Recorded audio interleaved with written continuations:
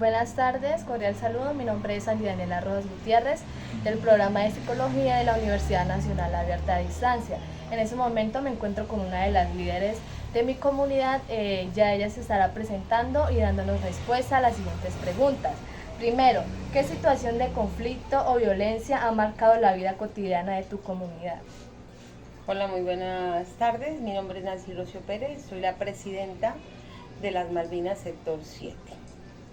Con respecto a tu pregunta, ¿qué conflicto ha pasado que nos haya marcado? Aquí ha habido muchos homicidios, hay muchos robos, hay mucha violencia intrafamiliar, mucha discordia entre vecinos por mascotas.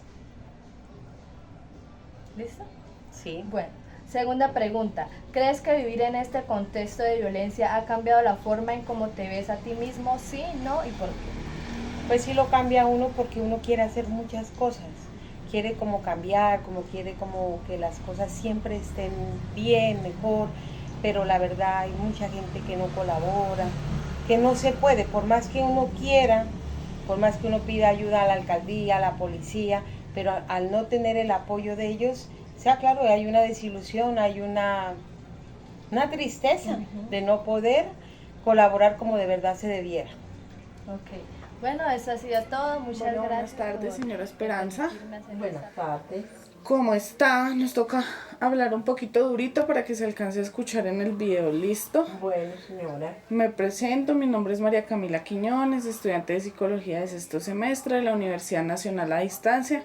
El día de hoy vamos a realizar una encuesta, como usted es una líder de su comunidad, vamos a realizar una pequeña encuestica. Le agradezco mucho por colaborarnos. Quiero que sepa que sus datos van a ser custodiados por la Universidad Nacional Abierta a Distancia y para lo único que se van a utilizar es para fines académicos. En ese orden de ideas vamos a iniciar con la entrevista. Cuénteme cuál es su nombre, doña Esperanza. Mi nombre es María Esperanza. ¿Considera usted que es una líder de su comunidad? Sí, claro. ¿Cómo cree usted que de pronto la cultura, las creencias o las formas de crianza han influido en la manera en que se vive o se justifica la violencia dentro de su comunidad? Pues pienso que la cultura y las creencias, claro y la forma de crianza influyen mucho. ¿Por qué? Pues en la manera en que se vive la violencia, ya que en algunas familias todavía se considera normal corregir a los hijos con golpes, con gritos, con insultos, con el maltrato físico y psicológico. Comprendo. ¿Cuáles considera usted que han sido las principales costumbres, creencias o formas de relación social que favorecen la aparición de algunas situaciones de violencia? Pues, por ejemplo, por medio de la agresividad, la falta de comunicación, el machismo, la intolerancia y la poca educación, ¿no? Muchas veces del esposo, de los padres, el estado emocional también favorece la apariencia de las situaciones de violencia dentro de la familia y de una comunidad. ¿De qué manera las experiencias de violencia vividas en la familia o comunidad han influido en la forma en que las personas se perciben a sí mismas, se relacionan con los demás o afrontan sus emociones? Pues sí, porque si hay experiencias de maltrato en el hogar y todo, pues así mismo las personas reflejan cuando están grandes, o sea, de niño, si hay violencia y todo, eso se genera ya después de grande también. ¿Creería usted entonces que la crianza afecta directamente a los adultos futuros? Sí, totalmente. ¿Qué prácticas de crianza ha observado de pronto en la comunidad y cree que influyen en la forma en que los niños construyen su proyecto de vida? ¿Qué prácticas? Sí, la pregunta número 4, en Esperanza. ¿Qué prácticas de crianza ha observado en su comunidad y cree que influyen en la forma en que los niños construyen su proyecto de vida? Pues en esta comunidad se ven muchos castigos físicos. Los padres siempre castigan de pronto con un correazo, muchas veces con golpes, con gritos. Y claro que esto influye mucho porque asimismo los niños se crían con miedo, no son seguros, o sea, hay muchas inseguridades. Comprendo. ¿Cómo cree pronto que las experiencias de violencia dentro de una familia afectan la manera en que las personas se ven a sí mismas o se relacionan con otras personas? La pregunta número 5. Pues afectan sí con las relaciones sociales, con los demás, ya que pueden generar inseguridad y dificultades para expresar sus emociones. Yo soy María Mónica Santiago. Muchas gracias. En esta oportunidad me encuentro con el señor Darwin Noguera, quien es el líder de los Álamos en mi comunidad de Villa Garzón. Para esta ocasión vamos a dar continuidad con las preguntas orientadoras respecto a la guía. Primera pregunta. ¿Qué prácticas de crianza has observado en tu comunidad y cómo crees que influyen en la forma en que los niños construyen su proyecto de vida? Un saludo para todos. Las prácticas de crianza he observado en mi comunidad es dar un ejemplo a un hijo del buen respeto, la responsabilidad, ser solidario con sus compañeros, con su vecino y también tratar de llevarlo por el buen camino en la responsabilidad, porque si un niño no es educado desde los primeros años, va a guiar un mal camino hacia un futuro, digamos, hacia una meta que pueda ser algún profesional. Entonces, si tú lo vas a guiar desde una temprana edad, hacia un futuro va a ser una buena persona, digamos, comprometido, si ya tiene su hogar, comprometido con su hogar y así mismo va, digamos, una descendencia hacia una nueva generación con sus hijos. Y en la parte negativa, si no hay un apoyo desde temprana edad, se va a desviar por caminos que no son debidos, digamos, hasta una cárcel puede ir porque pues si no hubo un acompañamiento de sus padres o de pronto de sus abuelos o prácticamente digamos de, su, de sus cuidadores, de sus tíos, etcétera, quien haya un respaldo de crianza en este niño hacia un adolescente y hasta un joven, entonces donde podría coger un mal camino y lo llevaría hasta la cárcel. Ese sería mi punto de vista, mi comunidad que he observado negativo y positivamente. Ok. Muy bien, señor Darwin, gracias por la respuesta a la primera pregunta. Vamos con la segunda pregunta y es la siguiente. ¿Cómo crees que las experiencias de violencia dentro de la familia afectan la manera en que las personas se ven a sí mismas y se relacionan con otros? Bueno, respecto a esta pregunta, ¿cómo crees que las experiencias de violencia dentro de la familia? Bueno, esto es como muy complejo porque, digamos, si tú has convivido en una familia, en un hogar con violencia, tú le vas a transmitir a alguien cercano con quien compartas, ¿no? No todo el tiempo se verá eso, sino que cuando habrá un, un tiempo que se va a sobresalir de esta situación. Entonces, hago referencia, digamos, cuando tú consigas pareja, digamos un ejemplo, tú te has eh,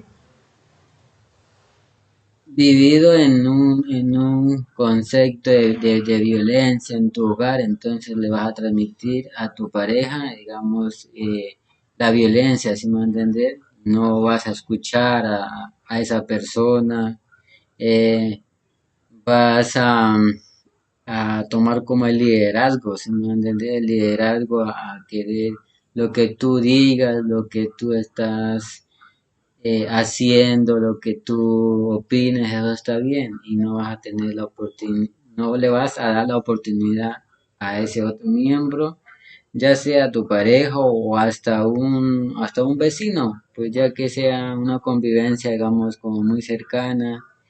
Digamos un ejemplo, si un vecino dejó un tarro de basura ahí y si no pasó el camión que va a depositar la basura, tú te vas a impacientar que por qué dejó esa basura ahí.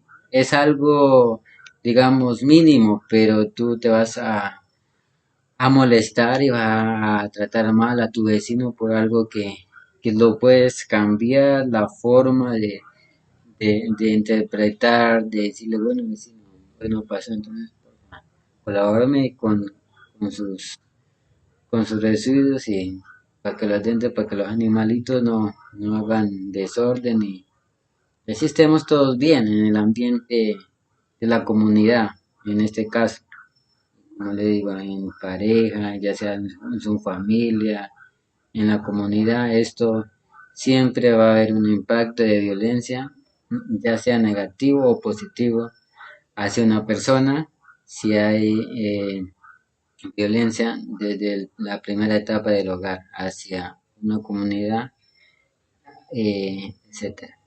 Gracias. Bueno, don Darwin, muchas gracias por su intervención, la cual fue muy valiosa. En conclusión, los contextos de violencia sí afectan en las familias y en los individuos, en la manera en cómo se comportan con los demás y en la manera en cómo se perciben a sí mismos. Es por eso que debemos fomentar la paz, la armonía en las comunidades para tener una vida con mucho bienestar. Muchas gracias.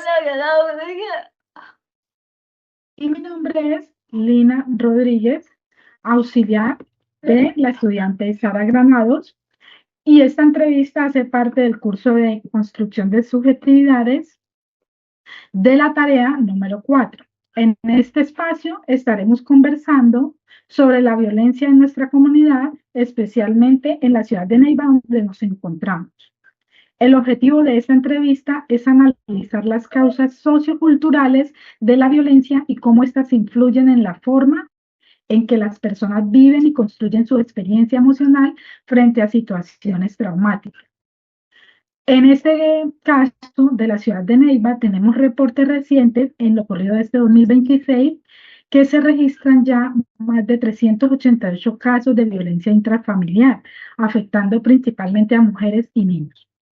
Nos acompaña una invitada especial, líder de la comunidad cristiana del ICT, quien nos compartirá su punto de vista a través de dos preguntas.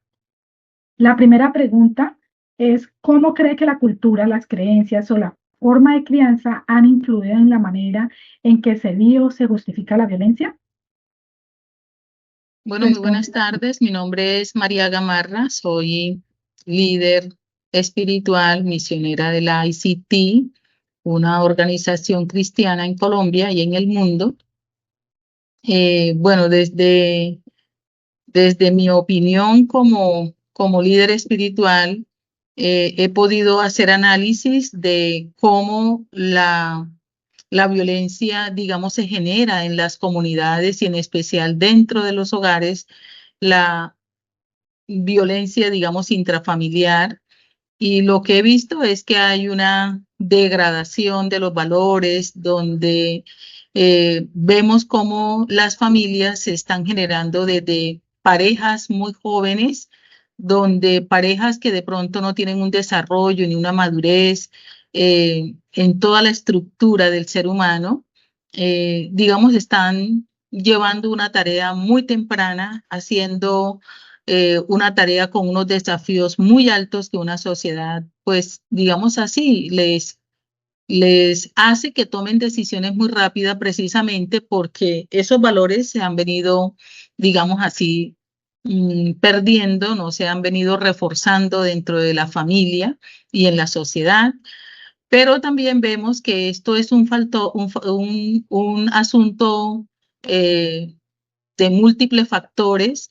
La violencia no solamente es porque se han perdido los valores, sino que también tenemos otras connotaciones como es la pobreza, como es la desigualdad social, como la falta de oportunidades de algunos sectores de la sociedad, pues se ven vulnerados y ante estas crisis, pues las personas no tienen como esa capacidad de responder de manera adecuada frente a la crisis.